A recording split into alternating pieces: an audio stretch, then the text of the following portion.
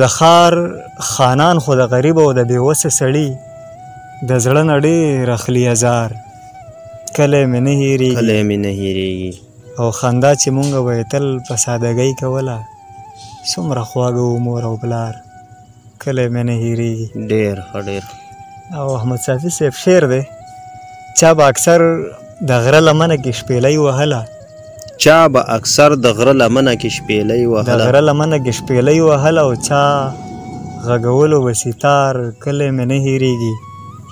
او دا خالق نور افسردګي یاد او بېتوله نشه، پردی وطن لکه ښامار. کلی مې نه هېرېږي. واه واه واه، ډېر ښه ډېر. خدایه ته پوهېږې ستا اختیار دی، ته مالک یې، خو خیال که چېرته وکړې نو ادم لیونی شوی دی. واه واه واه. او خیال ته چې مې ونه رسي وایي چې دا کفر دی، هسې توکلي دی محترم لیونی شوی دی. سلامونه، نیک هیلې، احترامات ګرانو کتونکو. خالق نور یوسفزی صاحب سره ناست یم.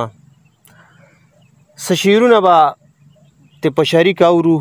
اول د دی ډېره مننه کوو، ډېره مننه خالق نور صاحب د مختصر وخت راکولو. یو جهان مننه. ستاسو نه هم یوه نړۍ مننه احمد صافي صاحب مهرباني چې راغلی په دې دومره لنډ تنګ وخت کې، وخت مو وویستو او مننه زمونږ د غریبانو خوا ته راغلی او بیا دا دومره سختې لارې مو ووهلې.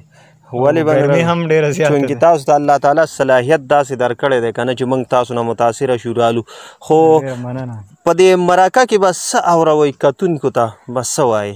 نو بس احمد صافي صاحب چې څه مو لیکلي دي کوشش به کوو چې تاسو سره او ستاسو دغه مینوالو سره شریک کړم. ارشاد. دغه هیله چې ستاسو هم خوښ شي او ستاسو دغه مینوال، ستاسو دغه کتونکي چې دي دی هم دغه پروګرام خوښ کړي. ارشاد ارشاد. مننه. کلام دی احمد صافي صاحب چې ستا د مړاو سترګو په ماتم لیونی شوی دی. ستا د مړاو سترګو په ماتم لیونی شوی. ستا د مړاو سترګو په ماتم لیونی شوی دی. ستا لیونی ګرانه ستا په غم لیونی شوی دی. واه واه واه.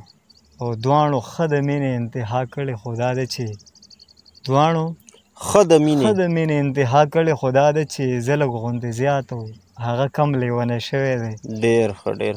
او ستا کردار یې خپل کړو، اداکاره راشه وګوره. د معاشرې عکاسي ده که نه؟ بلکل. ستا کردار یې خپل کړو، اداکاره راشه وګوره. دلته مې بچې ستا په شان سم لیونی شوی دی. ډېر ښه ډېر. او خدایه ته پوهېږې ستا اختیار دی، ته مالک یې، خو خیال که چېرته وکړې نو ادم لیونی شوی دی. واه واه واه. او خیال ته چې مې ونه رسي وایي چې دا کفر دی، هسې توکلي دی محترم لیونی شوی دی. ډېر ښه ډېر ښه. او دا په خالق نور څه بلا شوې نه پوهېږم، هر وخت یې لګیا وي وایي مرم لیونی شوی دی. د بل کلام څه شعرونه دي احمد صافي صاحب چې که بل څه وایي نو بس بیا ضرورت نشته. که بل څه وایي نو بس بیا ضرورت نشته. که بل څه وایي نو بس بیا ضرورت نشته. زما او ستا ترمنځ د ملا ضرورت نشته. او بدل کړه تا د خپل مایار یاران او داسې ډېر څه. بدل کړه تا د خپل مایار یاران او داسې ډېر څه. زه پوهه یم چې تا ته اوس زما ضرورت نشته. او کچکول کې سمندر رابندول کلندري ده.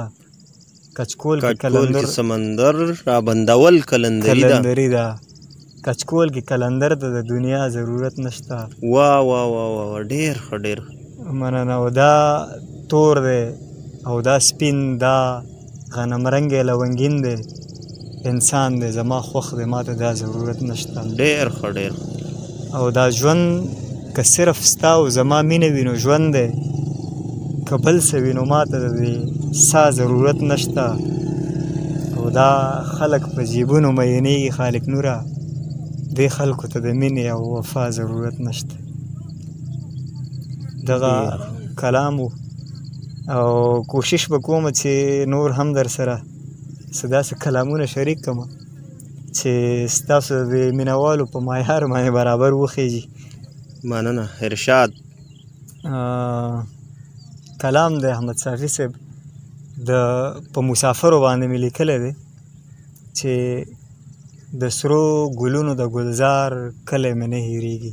د سرو ګلونو د ګلزار کلی مې نه هېرېږي. د سرو ګلونو د ګلزار کلی مې نه هېرېږي او د لیوني زړه د قرار کلی مې نه هېرېږي. ډېر ښه. او د خپلې مینې د اظهار کلی مې نه هېرېږي. ستا د پایلو د جنکار کلی مې نه هېرېږي. واه واه واه واه ډېر ښه ډېر ښه. مننه. او د ښار خانان خو د غریب او د بېوسه سړي د زړه نه ډېر اخلي ازار کلی مې نه هېرېږي. کلی مې نه هېرېږي. او خندا چې مونږ به یې تل په سادګۍ کوله څومره خواږه و مور او پلار کلی مې نه هېرېږي. ډېر ښه ډېر ښه. او احمد صافي صاحب شعر دی. چا به اکثر د غره لمنه کې شپېلۍ وهله. چا به اکثر د غره لمنه کې شپېلۍ د وهله. غره لمنه کې شپېلۍ وهله او چا غږولو به سیتار کلی مې نه هېرېږي. او دا خالق نور افسردګي یاد او بېتوله نشه پردی وطن لکه ښامار کلی مې نه هېرېږي. واه واه واه واه ډېر ښه ډېر ښه.